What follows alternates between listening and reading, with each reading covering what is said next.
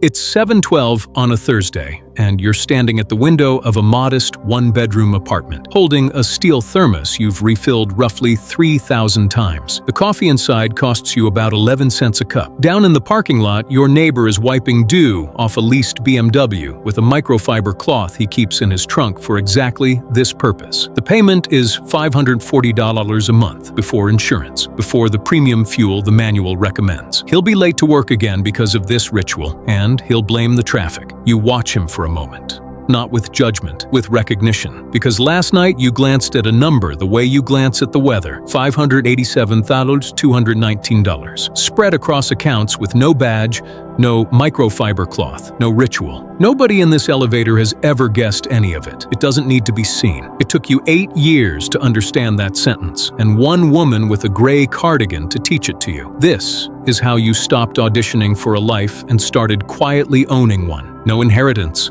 No lottery, no viral moment, just one sentence dropped in passing by someone everyone underestimated, and a first decision so small it genuinely embarrassed you at the time. Rewind 8 years. You're 27. You make $61,000 a year, and somehow the money is gone by the 20th of every month, like it has a standing appointment somewhere else. You finance a car for $412 a month because the ride-share ratings of your coworkers started feeling like a referendum on your entire life. You've got $2,300 sitting on a credit card at 26.9% APR, most of it a couch you bought to impress people who visit twice a year and sit on it for maybe 40 minutes. Your buddy Devin, same office, same title, same salary, just signed a lease on the BMW, $540 a month. He calls it investing in his image, and everyone in the parking lot nods like that's a real asset class. You don't judge him. You do the same thing. Different showroom, identical math. Your checking account says $511, and here's the number you've never said out loud to anyone. If the paychecks stopped tomorrow, you'd last 3 weeks. 4. If you sold the couch nobody sits on. Elena runs the front office,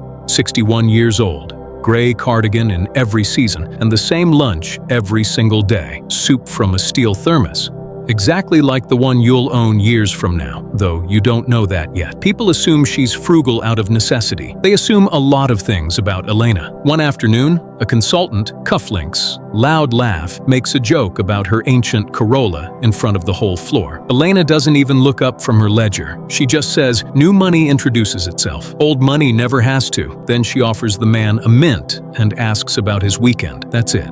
No lecture, no follow-up. The whole room forgets it by Friday, but the sentence follows you home. It sits there, uncomfortable, the way a true thing sits when you're not ready to hear it. That night, you do something you've avoided for years. You open everything at once on one screen. $511 checking. $2,300 debt, $412 a month for a car that will never be yours. You don't fix anything that night. You just stop being able to unsee it. And that, it turns out, is the irreversible part. Your first move is almost laughably small. A Thursday, 12:40 in the afternoon, parked in the financed car with the engine off so nobody sees the app on your phone. You open an index fund account and transfer $75. $75. Nobody knows. There's no announcement, no before and after photo, no version of this story that works at a dinner party. The next month, it's $250, then $400. You sell the couch for $300, and $100 loss on paper, and the empty corner of your living room becomes the richest square footage you've ever owned because it costs you nothing and asks for nothing. The boringness is, it turns out, the entire mechanism. Nothing to post, nothing to perform, just a number, inching in the right direction while everyone else is looking somewhere louder. By 29, the credit card hits 0. You celebrate by doing absolutely nothing because doing nothing has quietly become your default setting, and you notice it costs $0 every time. That same month, Devin trades up. His payment is $612 now, and he got the extended warranty, the paint protection, the whole ceremony. He looks like he's winning. You look exactly the same as you did 2 years ago. It doesn't need to be seen. By 31, the account crosses $63,000. You check it the way you check the weather. No emotion, no ceremony, just information before you leave the house. Somewhere in those years, without a single dramatic moment. The hunger to impress people goes quiet. You never even hear it leave the room. You just notice one day that the apartment feels bigger, the thermos feels warmer, and the car nobody compliments starts every single morning. Then, at 33, the test arrives wearing a costume you didn't expect. It's not the mark at first. It's a Tuesday calendar invite with no agenda and a stranger from HR on the line. 15 minutes later, you don't have a job. Same week, as if on cue, the market slides, and your $92,000 becomes $74,000 on the screen. Your hands go cold in the elevator on the way out. You check the app 4 times a day from the corner where the couch used to be, as if staring at it will change the direction. The group chat is spiraling. Devin sells his entire portfolio at the bottom, just until things calm down, converting a bad month into a permanent loss with one thumb press. You call Elena, retired now, and she lets you talk for 11 straight minutes without interrupting. Then she says the second sentence you'll carry for the rest of your life. A paycheck